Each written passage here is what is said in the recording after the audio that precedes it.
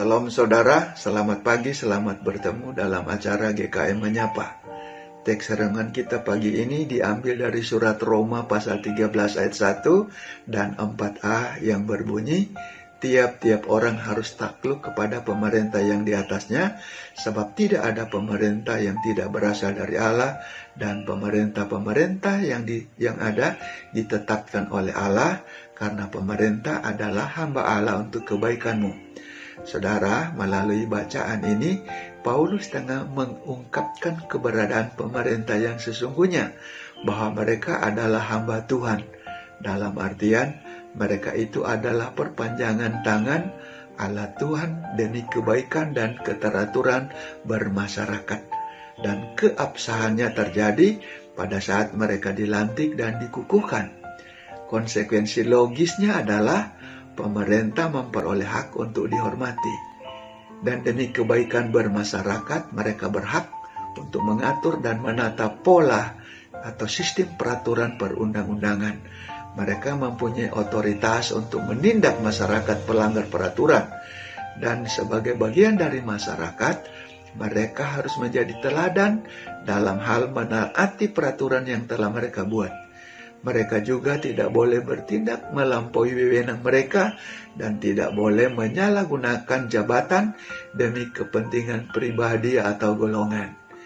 Dan sebaliknya pula, kita sebagai bagian dari masyarakat di mana kesejahteraan kita dijamin, kita harus menghormati mereka, menaati peraturan perundang-undangan, wajib membayar pajak, serta menunjang program pemerintah.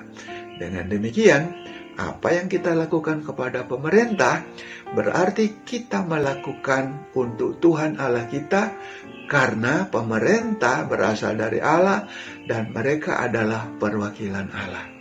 Namun patut disayangkan, ada sebagian masyarakat yang karena tidak memahami keberadaan pemerintah, seperti halnya pemaparan Paulus ini, mereka menjadi begitu getolnya melawan dan menentang pemerintah dengan mengatasnamakan oposisi.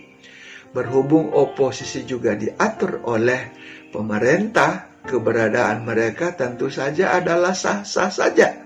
Namun fungsi mereka itu sifatnya adalah mengontrol, menasihati, menegur, memberi masukan kepada pemerintah, dan bukan menentang setiap kali pemerintah membuat kebijakan dan peraturan pemerintah. Mengatasnamakan oposisi akan menjadi begitu mengerikan ketika menerapkan falsafah seperti ini. Dalam berpolitik tidak ada kawan, tidak ada lawan, yang ada hanyalah kepentingan. Menjadi begitu mengerikan karena para oposan akan menggerakkan komunitas tertentu melalui praktek unjuk rasa, dan demi mencapai kepentingan pribadi atau golongan tadi, unjuk rasa tidak lagi dilaksanakan dengan elok, tetapi menjadi ajang pengerusakan, penjarahan, bahkan pembunuhan kepada orang yang bahkan tidak mengerti apa-apa. Nah saudara, kita ini baru saja memperingati hari ulang tahun kemerdekaan kita yang ke-76. Mengalami kemerdekaan dengan usia seperti ini, seharusnya taraf kehidupan kita sudah berada pada tingkat kesejahteraan yang mumpuni. Tapi nampaknya kesejahteraan yang mumpuni masih perlu diperjuangkan. Kita perlu kerja keras untuk mewujudkannya. Untuk itu kita perlu mengubah pola pandang kita tentang pemerintahan kita. Mari kita tempatkan mereka sebagai orang-orang yang harus kita hormati, kita taati, kita topang, sekaligus kita kontrol dan bukan untuk dirongrong.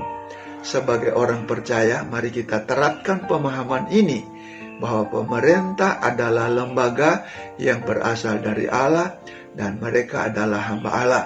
Dengan demikian, mudah bagi kita untuk menerapkan ini. Bayarlah kepada semua orang apa yang harus kamu bayar, pajak kepada orang yang berhak menerima pajak, cukai kepada orang yang berhak menerima cukai, rasa takut kepada orang yang berhak menerima rasa takut, dan hormat kepada orang yang berhak menerima hormat. Roma pasal 13 ayat 7. Tuhan Yesus memberkati kita semua. Amin.